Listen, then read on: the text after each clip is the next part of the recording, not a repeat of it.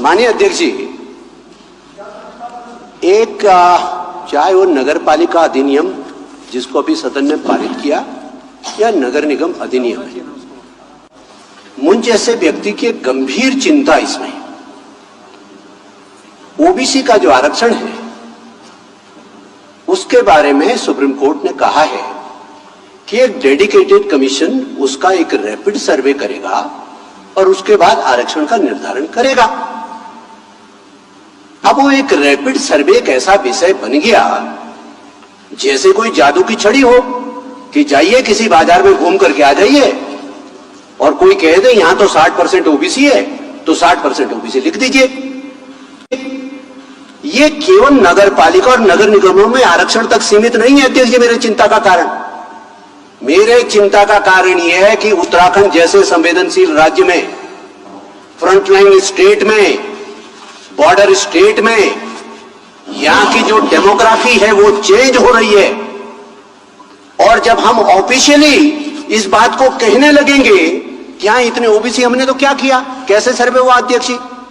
सर्वे ऐसे हुआ कि साहब आप कौन है, कि हम तो यादव हैं, हो गए जी ओबीसी। आप कौन है साहब, हम तो क्या है, हम तो अंसारी जी, हो गए ओबीसी।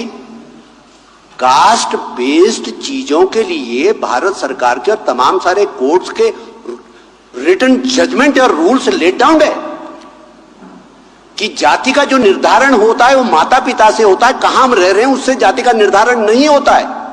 उदाहरण के लिए जिस जिले से हमारे मुख्यमंत्री वहां नमो शूद्र जाति के लोग रहते हैं, वो पश्चिम बंगाल से होकर के यहां रहने आए, वो यहां रह रहे हैं, उस पर हमारे कोई आपत्ति नहीं है। लेकिन यहां एक अभियान चला कि इनको अनुसूचित जाति घोषित किया जाए क्योंकि पश्चिम बंगाल में अनुसूचित जाति है। The matter went right up to the government of India, registrar general के यहां गया। ये इसलिए टर्न डाउन हुआ कि जो जाति का सर्टिफिकेट है, जो जाति का रिकॉग्निशन है, जो जाति की पहचान है, वो स्टेट स्पेसिफिक है। जो उत्तर प्रदेश का ओबीसी है, उत्तर प्रदेश का ओबीसी है, उत्तराखंड का ओबीसी नहीं हो सकता। जो हिमाचल का ओबीसी है, वो हिमाचल का ओबीसी, उत्तराखंड का ओबीसी नहीं हो सकता। Including marriage of a women और मैरिज टुगेदर, मैन और women, the marriage does not change the status of the caste. यदि एक सामान्य जाति की महिला एक एससी जाति के उत्तराखंड के किसी व्यक्ति से शादी कर लेगी तो एससी की नहीं हो जाएगी, वो सामान्य की ही रहेगी। लेकिन शर्त यह होगी कि यदि उत्तराखंड की एससी होगी तो उसको एससी का बेनिफिट यहां मिलेगा, यदि उत्तराखंड की एससी नहीं है तो उसको बेनिफिट यहां नहीं मिलेगा। मैं आपको एक उदाहरण कोट करता हूं। अभी जुमे कुछ महीने पहले लोकसभा के चुनाव हुए। मध्य प्रदेश के अंदर मेरी खुद की पार्टी ने, भारतीय जनता पार्टी ने, एक आरक्षित सीट पर एक महिला को टिकट दिया। मालूम पड़ा सामान्य बोलचाल के हिसाब से उस महिला की जाति है, जिस जाति में विवाह हो रखा है। जब चुनाव के संदर्भ में उसमें विचार करने लगे तो मालूम पड़ा कि वो महिला की पैदाइश तो मध्य प्रदेश की है, तो लिहाजा मध्य प्रदेश की पैदाइश होने के नाते राजस्थान में उनको आरक्षण का सर्टिफिकेट नहीं मिल सकता। अल्टीमेटली पार्टी को कैंडिडेचर बदलना पड़ा, क्यों? बहुत गंभीर विषय पर बात कर रहे हैं हम लोग। इसलिए बहुत सारी समस्याएं सरकार के सामने हो सकती है। सुप्रीम कोर्ट का जजमेंट है, हाई कोर्ट ने टाइमलाइन तय कर दी, लेकिन साथ ही साथ अध्यक्ष जी, हम विधानसभा के सदस्य हैं, सरकार हमें आंसरेबल है, हम सरकार को आंसरेबल नहीं है। ये सत्ता पक्ष में बैठ करके कह रहा हूं। And no court of the land, no court of the land, be it high court or the supreme court, no court of the land can direct the विधानसभा कि तुम ऐसा काम करो। विधानसभा कल के रोज यदि डिसाइड करती है कि हमें तो इसे प्रवर समिति में विचार करना है, तो कौन हमें रोक सकता है? और प्रवर समिति यदि विचार करते समय तय करेगी कि हमने इतने दिनों तक इसकी छानबीन करती है, हमें कोई रोक सकता है?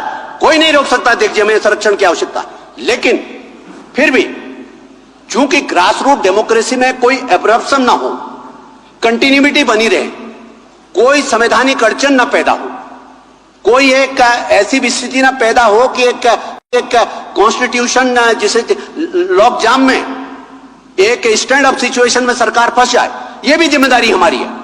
तो लिहाजा कम से कम माननीय मंत्री से मैं अपेक्षा करता हूं कि बाकायदा जिम्मेदारी पूर्वक इस सर्वोच्च सदन में कहें कि जो ये बाकायदा रैपिड सर्वे का फटाफट रैपिड क्या बना दिया, इसको तो रैपिड ही बना दिया।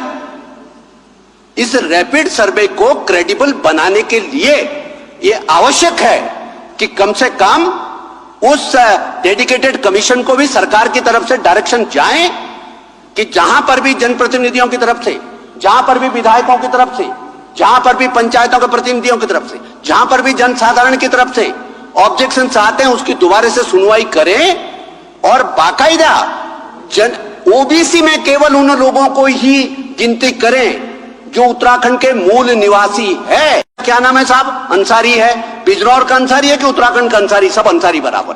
क्या नाम है साहब आपका? यादव जी है। कहां के? फैजाबाद के यादव जी हैं या देहरादून के यादव जी? सब एक लाइन में। हमने बता दिया रावत कहां के हैं, वहां के शेड्यूल कास्ट भी है, कहां के रावत, एक लाइन में सबको जोड़ दिया।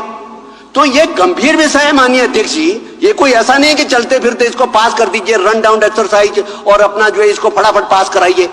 इसलिए माननीय अध्यक्ष जी मैं आपसे फिर कहना चाहता हूं, इस राज्य की संवेदनशीलता के बारे में जागरूक बनिए, इस राज्य की इस राज्य की मौलिकता के बारे में, इस राज्य के मौलिक कैरेक्टर के बारे में, यहां के कास्ट कॉन्फ़िगरेशन के बारे में, यहां के डेमोग्राफिक प्रोफाइल के बारे में हमारी कोई जिम्मेदारी बनती है कि कुछ नहीं बनती है? केवल हाथ खड़े करने के लिए बैठे? हाथ खड़े करने के लिए नहीं बैठे।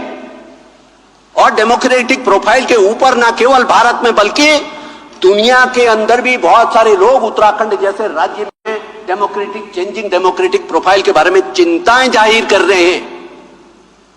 तो हमें तो करनी ही चाहिए। यह विषय नगर पालिका नगर निगम का नहीं है। ये जो बातें मैं कह रहा हूं ये नगर पालिका के बारे में भी लागू होता है माननीय मंत्री जी। इसलिए इसमें बाकायदा मजबूती के साथ एक नीतिगत निर्णय लेने की जरूरत है और बाकायदा इन द नाम of OBC, in the name of SC, in the name of reserve classes जिस प्रकार से इन्फिल्ट्रेशन हो रहा है, हम किसी के कहीं पे काम करने के विरोध में नहीं है अध्यक्ष जी। भारत का संविधान हमें अधिकार देता है कि हम देश के किसी भी कोने में काम कर सकते हैं। हम किस तरह का काम करें कि आर्टिकल 19 हमें अधिकार देता है कॉन्स्टिट्यूशन ऑफ इंडिया। लेकिन किसी प्रदेश की अपनी डेमोग्राफी की कुछ आप जबान से बोलते हैं, कुछ नहीं बोलते। बहुत सारी चीजें डेमोग्राफिक प्रोफाइल के बारे में बिना बोले भी समझा जा सकता। तो इसके मौलिकता को हम डिस्टर्ब कर रहे हैं राज्य के। माननीय अध्यक्ष जी मेरा आपसे आग्रह है कि इस बारे में निश्चित रूप से सरकार should come out with a categorical statement कि सरकार इसमें करेगी क्या इसको लागू करने से पहले। ऐसा तो नहीं थी कि मजबूरी में हमने आज पास कर दिया और फिर उसके बाद हो गया, हम अपने घर को गए, सरकार अपने घर को गई। ऐसा नहीं होना चाहिए। इसलिए मेरा आपसे आग्रह है। धन्यवाद माननीय अध्यक्ष जी।